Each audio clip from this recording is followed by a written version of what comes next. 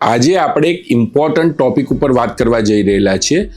મોટા ભાગે હાર્ટની જે પ્રેક્ટિસ કરતા હોય એ ડોક્ટર્સના ત્યાં મોટાભાગના દર્દીઓ એવા આવતા હોય છે કે છાતીમાં દુખતું હોય અને એમના મગજમાં હાર્ટ એટેકની બીક હોય. તો છાતીમાં જે ડાબી બાજુ દુખતું હોય એના જે મેઇન 5 કારણો છે એ કારણો આજે આપણે પહેલા ડિસ્કસ કરીશું.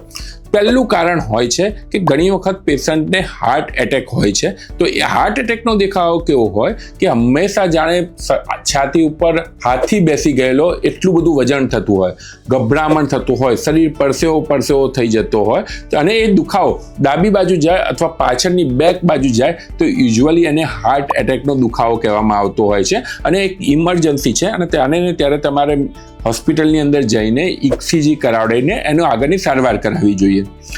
એના સિવાય બીજો એક દુખાવો હોય છે જે બહુ મોસ્ટ કોમન છે, હાર્ટ એટેક કરતાં બી વધુ કોમન છે, એ છે સ્નાયુનો દુખાવો કે હાડકાનો દુખાવો. જો તમારો દુખાવો ડાબી બાજુ થતો હોય અને તમારી જો મૂવમેન્ટ સાથે દુખાવો વધતો હોય તો યુઝ્યુઅલી એ સ્નાયુનો કે હાડકાનો દુખાવો છે.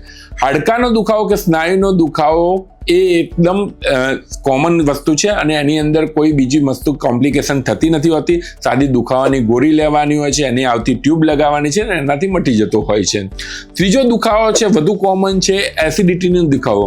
આપણને લાગે કે એસિડિટીનો દુખાવો તો હંમેશા પેટના વચ્ચેનો ભાગમાં થાય, જરૂરી નથી. ઘણી વખતે તમારા હાર્ટમાં બી બર્નિંગ સેન્સેશન જેવું આવતું હોય છે અને એ એસિડિટીનો દુખાવો થતો હોય છે અને એનું મોસ્ટ કોમન ફીચર છે જો તમે જમ્યાના કલાકના 1.5 કલાક પછી તમને છાતીમાં બળતરા જેવું લાગતું હોય અને એસિડિટીની દવા લેવાથી મટી જતું હોય તો યુઝ્યુઅલી એસિડિટીનો દુખાવો હોય છે. ચોથો દુખાવો છે કે તમારા ફેફસાના થતા રોગનો દુખાવો. ઘણા પેશન્ટો એવા હોય છે કે જેને વારંવાર ખાંસી થઈ જતી હોય છે, ક્રોનિક બ્રોન્કાઇટિસ હોય છે, COPD હોય છે, જેવા ફેફસાના રોગોની અંદર આવો દુખાવો થતો હોય છે અને એ દુખાવો યુઝ્યુઅલી ખાંસી કાવાથી વધતો હોય છે તો એ તમારા ફેફસાનો દુખાવો બી હોઈ શકે છે. અને પાંચમો અને સૌથી મોસ્ટ કોમન દુખાવો છે મગજમાં એન્ઝાઇટી એટલે કે સ્ટ્રેસના લીધે છાતીમાં થતો દુખાવો.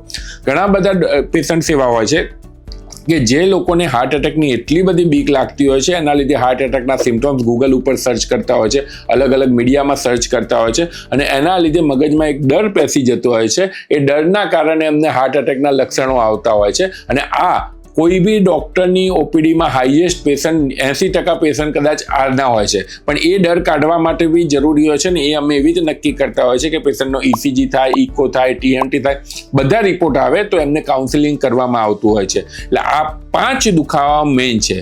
અમારો પ્રયાસ છે કે આ માહિતી લોકો સુધી વધુમાં વધુ પહોંચે. હું છું doctor Swapnil Shah, lifestyle wellness અમદાવાદમાં વેલનેસ ફિઝિશિયન અને ડાયાબિટોલોજીસ્ટ તરીકે પ્રેક્ટિસ કરું છું. વિડીયો ગમ્યો હોય તો ચેનલને સબસ્ક્રાઇબ અને શેર કરવાનું ભૂલતા નહીં. Thank you.